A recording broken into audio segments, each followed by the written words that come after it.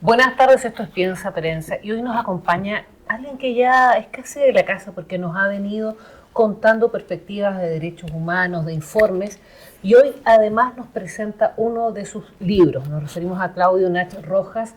Él es profesor en Derecho, doctor en Derecho, ha sido asesor de organismos internacionales, es también parte, en realidad yo diría como el alma, ¿no?, de la Cátedra de Derecho de la Universidad de Chile, en fin. Claudio Nach, buenas tardes. No, muchas gracias, siempre un gusto estar aquí con ustedes. Claudio, tú hoy día nos traes un nuevo libro, Impunidad en Chile, Derechos Humanos y Protesta Social. La historia vuelve a repetirse. Y se sigue repitiendo, porque estamos en un bucle medio espantoso. Este libro, bueno, tú has sacado varios en el último periodo, desde nuestra súper revuelta, algunos le llaman estallido, tiene distintos nombres. Tú has venido poniendo alarmas respecto a qué está pasando con los derechos humanos en Chile y tratas de además hacerlo de una manera amplia, ¿no? Estás hablando de derechos sociales, estás hablando del derecho internacional y parece que cada vez se nos estrecha más la cancha. Sí, siempre es un agrado presentar un nuevo libro, pero yo lo que digo de este libro en particular es que tiene una característica que es uno de esos libros que a uno le hubiese gustado no tener que escribirlo. Es esa la contradicción con el libro. Este libro surge de una petición que hizo Ediciones LOM, que me pidió escribir este libro en la línea de, en lo que no estábamos de acuerdo, era que de alguna manera había que dejar un testimonio de la forma en la que el Estado de Chile ha dado respuesta frente a las graves y masivas violaciones de derechos humanos que se produjeron en el marco del estallido, la revuelta popular del 2019. Nosotros desde un comienzo como cátedra, pero también desde distintos espacios, siempre lo que planteamos es que esta vez la gran diferencia con lo que había ocurrido en dictadura es que esta vez sí va a haber una respuesta frente a la violencia institucional. Y constatar que eso no ha sido así es muy duro, pero también necesario.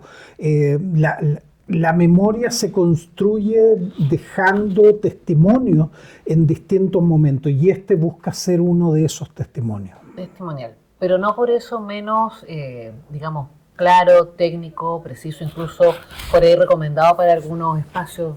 Entiendo que están tratando de... Es difícil, ¿no? Cuando hablan de estudiar Derecho, es como estudiar leyes y aprender Derecho, de alguna manera, ¿no? Porque hay una complejidad ahí. Tú hablas de obligaciones del Estado.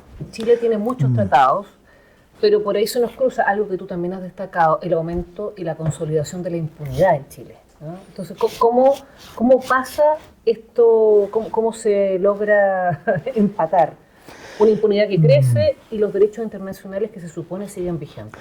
Sí, mira, el punto de partida del libro son las obligaciones que tiene el Estado de Chile en materia de rendición de cuentas, o como ha dicho la Corte Interamericana, el deber de justicia. Es decir, desde ahí el libro abre precisamente con un capítulo que es Derechos Humanos, Protesta Social y Deber de Justicia. ¿Por qué?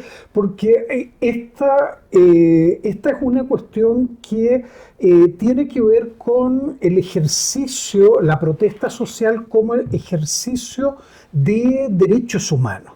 Y por lo tanto, a partir de ese ejercicio de derechos humanos surgen obligaciones para el Estado, tanto en garantizar el derecho a la manifestación social, como si se producen violaciones de derechos humanos en ese marco, responder ante ella.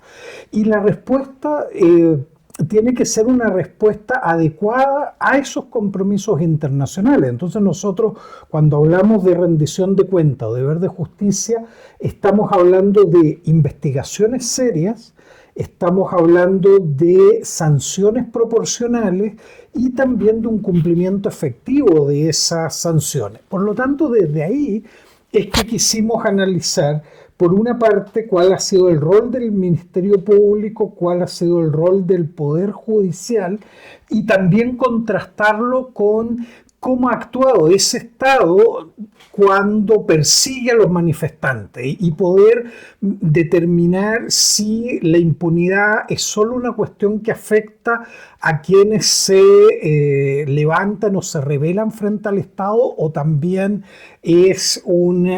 también es respecto de agentes estatales cuando incumplen sus obligaciones. Entonces queríamos hacer ese recorrido y es lo que los lectores y las lectoras pueden encontrar en estas páginas. Claudio, bueno, la entrevista respecto a tu libro y tu rol como académico y todo lo que trabajas, sin embargo, se me hace imposible no preguntarte qué piensas en ese contexto cuando nos encontramos con situaciones como lo de Gustavo Gatica, ¿no? Claudio Crespo, se comprueba que él fue quien lo hizo. Recuerden que él partió diciendo que no estaba ahí. Después se comprobó, gracias a material audiovisual, que él estaba ahí y que disparaba. Luego intentó culpar a su compañero. O sea, súper correctamente él intentó culpar a otro de los suyos. Y luego, estando hoy siendo expulsado, ¿no? Porque hay muchos que mantienen el título de coronel en retiro. No está en retiro, fue expulsado por no cumplimiento de protocolo reiterado, comprobado al menos en los últimos juicios del 2018, que se muestra que él no conoce la geometría, no entiende lo de los ángulos de 45 grados, ¿no? Le dicen es hacia arriba o hacia abajo y él insiste en disparar de frente a los ciudadanos. Sale libre y nadie entiende cómo sale libre cuando se comprueba que no cumplió el protocolo, que Carabineros lo expulsó por no cumplir con lo que le corresponde, que dejó a una persona ciega por el resto de su vida, entre otras tantas, ¿no? Digamos, este es el caso de Gustavo Gatica. ¿Qué es lo que pasa ahí? A eso nosotros le llamamos impunidad, pero mucha gente dice, no, se hizo justicia. Se hizo justicia porque era lo que correspondía. ¿Cómo conviven esos elementos?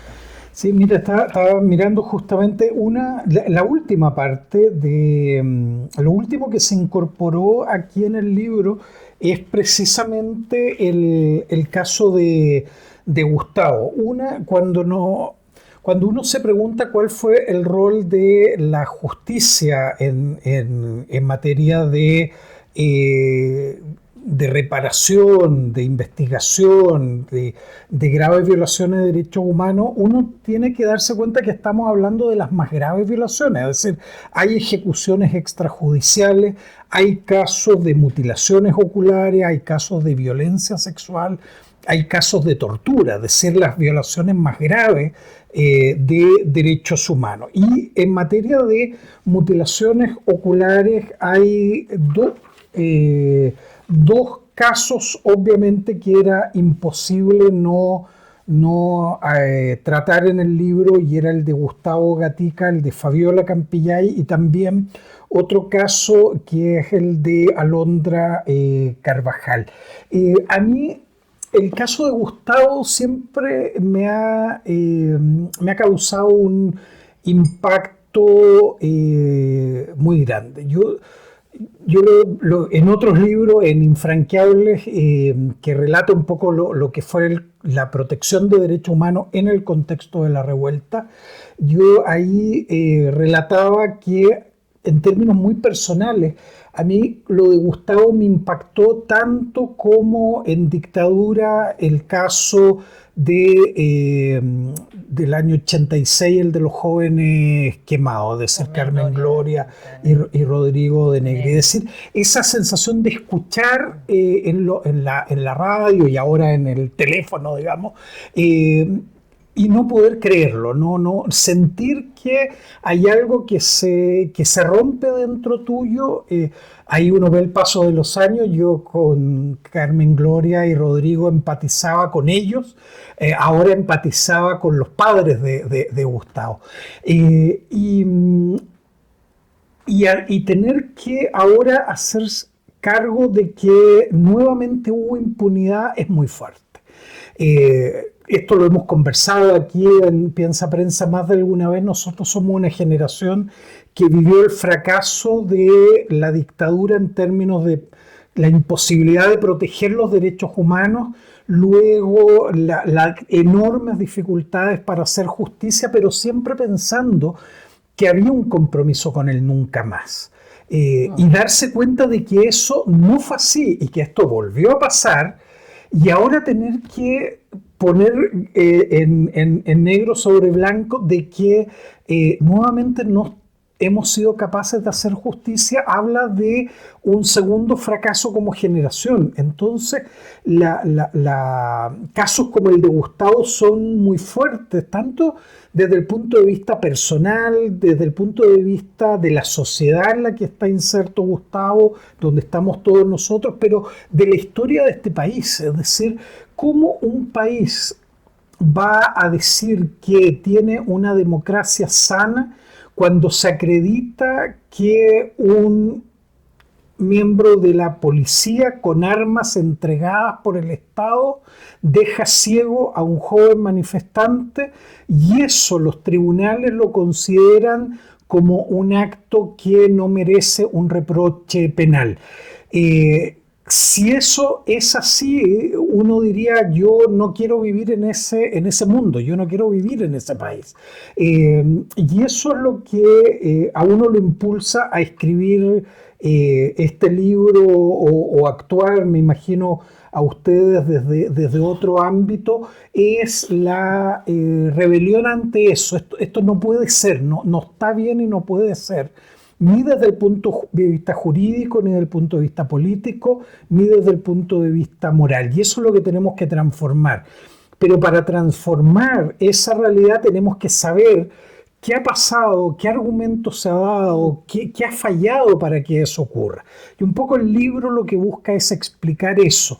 ¿Qué falla en la argumentación de los tribunales? ¿Por qué son incapaces de hacer justicia? ¿Qué se ha hecho legislativamente, la ley Naim Retamal, pero también qué pasa con la interpretación que hacen los jueces del derecho para no cumplir nuevamente con las obligaciones que tiene el Estado en materia de derechos humanos? Ese es el recorrido que tratamos de hacer en estas casi 200 páginas. Bueno, yo basándome también en tu índice que me lo compartiste, veía esto de como pregunta se me presenta, ¿cuál es el rol del Ministerio Público? ¿No? Porque finalmente hay causas que deciden no perseverar y otras donde pareciera tener muchísimo interés en perseverar. Entonces, ¿qué hace la diferencia?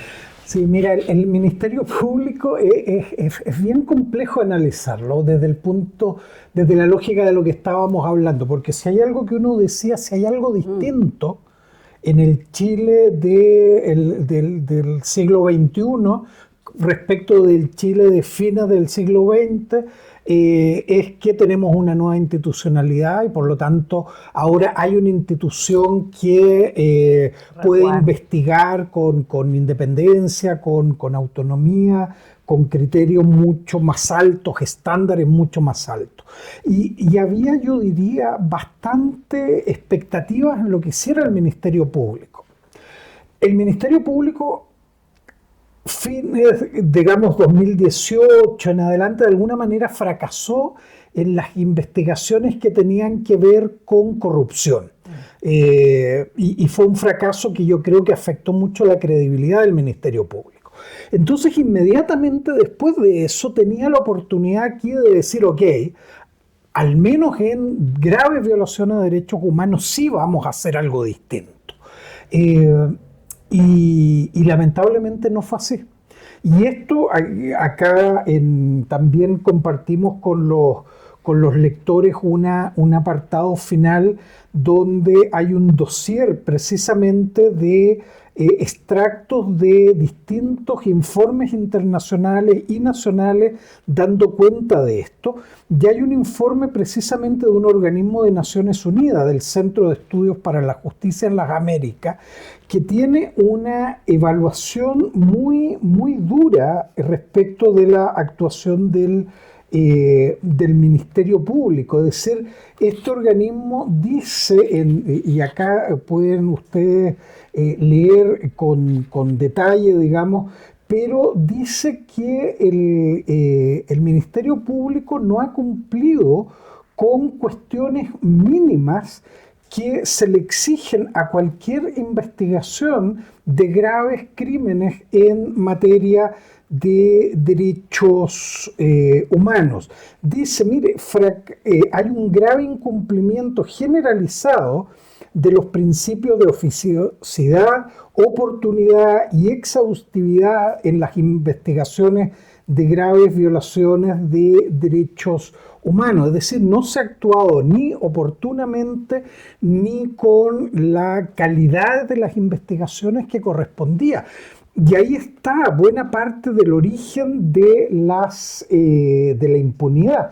Y tú ponías el énfasis en un aspecto. El Ministerio Público decidió, y las cifras son muy impresionantes en eso, decidió no investigar o no seguir en la investigación cuando algo avanzó en un porcentaje altísimo de casos, que ha llevado a lo siguiente, que de 11.506 denuncias contra agentes, 11.506 denuncias formalizadas ante el Ministerio Público, solo existen 219 sentencias condenatorias, es decir, hay un 98,1% de casos en la impunidad. Eso en cualquier lugar del mundo eso es impunidad estructural o sistémica, es decir, ya no es un caso aislado, no es un problema de una investigación, eso quiere decir prácticamente es la renuncia por parte de las autoridades encargadas de investigar, de realizar su trabajo. Y esto, incluso esta figura del no perseverar en delitos de agentes del Estado, el Tribunal Constitucional ha dicho que no puede hacerse porque el Estado no puede perdonarse a sí mismo. Es casi una especie de amnistía de facto. Entonces, no investigar, no perseverar en las investigaciones, no llegar a juicio, eso ha permitido la impunidad. Y cuando se llega a juicio, intervienen los tribunales y los tribunales interpretan de una manera tal la legislación que terminan también consolidando la impunidad. Pero por otra cara, cuando hay que perseguir a los manifestantes, cuando hay que perseguir a quienes se levantaron, digamos, en octubre fueron del 19, digamos, de incivilidades. No, se les acusó de graves delitos, se les acusó de delitos muy graves, incluso a algunos se les intentó aplicar la ley de seguridad del Estado. Al profesor que pateó un torniquete se le aplicó la ley de seguridad del Estado, es decir, una desproporción total. Entonces, dejamos en la impunidad los crímenes de agentes del Estado, pero perseguimos duramente a quienes se manifestaron. Eso habla de un uso entonces del derecho, y particularmente del derecho penal, como una forma de control social y como una forma de garantizarle impunidad a quienes violan derechos humanos. Eso es completamente ajeno o contrario o una violación de las obligaciones que tiene el Estado en materia de derechos humanos. O sea, la verdad suena terrible, sobre todo dado los tiempos que corren. Y una última pregunta muy vinculada al libro en sí. También tú planteas el tema del uso de la prisión preventiva, ¿no? Como, yo diría que hoy en estos tiempos hemos conocido la palabra lawfare en Chile, ¿no? El tema de la presión política. A este sí, a este no, ahora este y con harta pantalla, esto todo calladito, nadie se entera. Hay evidentemente un uso mediático, político, propagandístico también con este tipo de situaciones que son medidas precautorias y debieran también uno imaginar ser iguales o similares y tampoco se ve eso, ¿no? Claro. Tampoco nos da la sensación de que está haciendo justo. Es que ahí yo diría que es la gravedad de utilizar la herramienta penal para control social, es decir, no solo para castigar los delitos, sino que para evitar que las personas protesten. En el marco del estallido, la prisión preventiva se utilizó políticamente como una forma de castigo anticipado. Antes de cualquier condena se les castigaba a los manifestantes con la prisión preventiva, pero además se usó como una forma de enviar un mensaje de que era muy peligroso salir a protestar. Si piensa tú, ¿cuál es el mensaje que envía el Estado? Decía, mire, si usted sale a protestar puede terminar preso.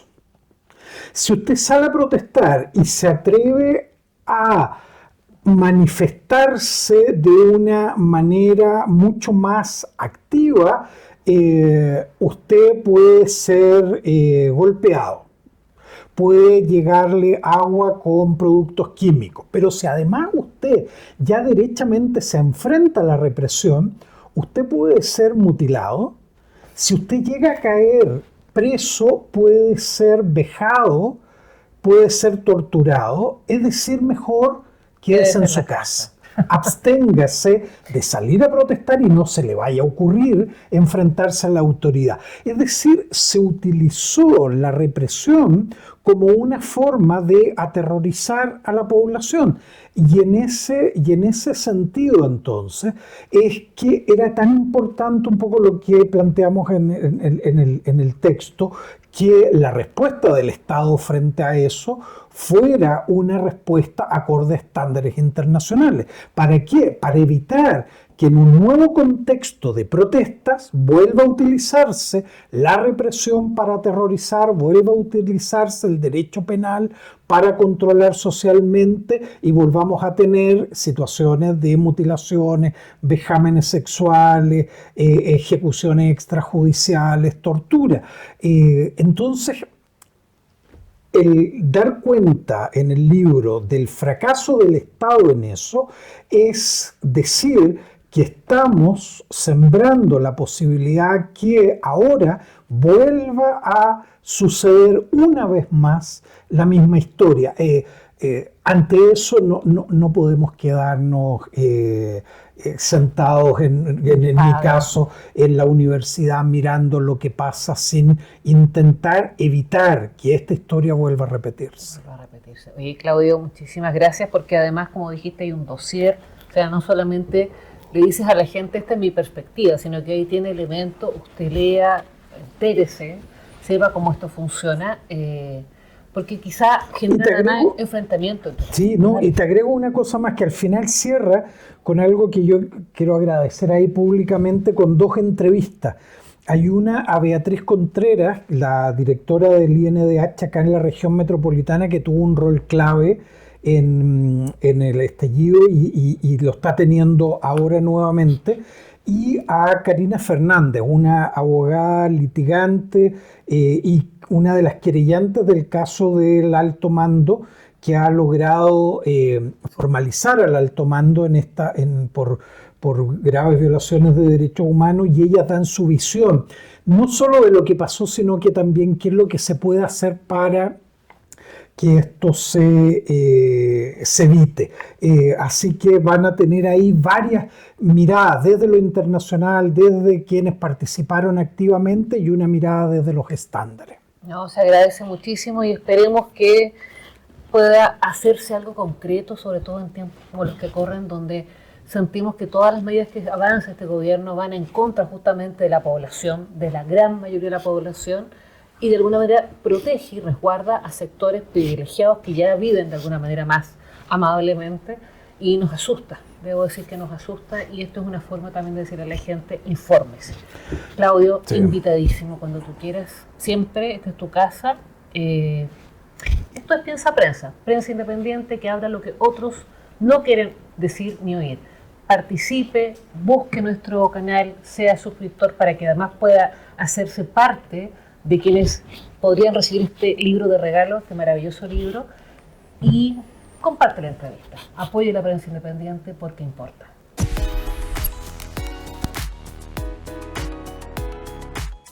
LOM es una editorial chilena independiente fundada en 1990, destacada por su compromiso con la difusión de pensamiento crítico, literatura nacional y temas sociales y políticos. LOM ha jugado un rol clave en la preservación de la memoria histórica y reflexión democrática en Chile.